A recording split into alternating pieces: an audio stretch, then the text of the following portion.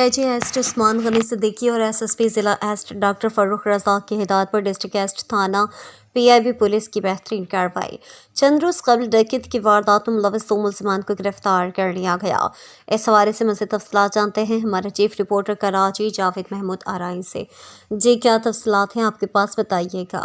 جی بالکل، district asset تھانہ PIB police کی بہترین کارروائی۔ چند روز قبل ڈکیتی کی واردات میں ملوث 2 ملزمان کو گرفتار کر لیا گیا۔ موقع 17 فروری 2025 کو ملزمان نے طارق روڈ پر مشہور شوز برانڈ کے کیشیئر سے 15,72,000 چھینے اور فرار ہو گئے۔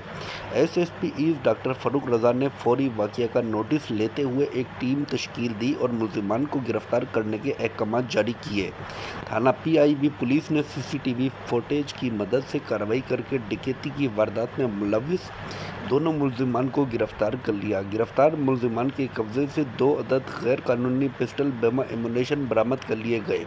گرفتار ملزمان کی زیر استعمال سرقہ شدہ موٹر سائیکل بھی برآمد کر لی گئی، جس کا مقدمہ الزام نمبر 146/2025 مجرم دفعہ 381A تے تھانہ جمشید کوارٹر میں درج ہے۔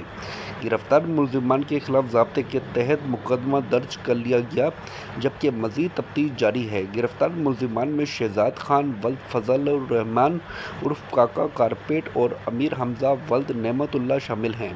گرفتار ملزمان نے دوران انٹروگیشن درجنوں وارداتوں کا انکشاف کیا ہے، جس کی تفصیلات حاصل کی جا رہی ہیں۔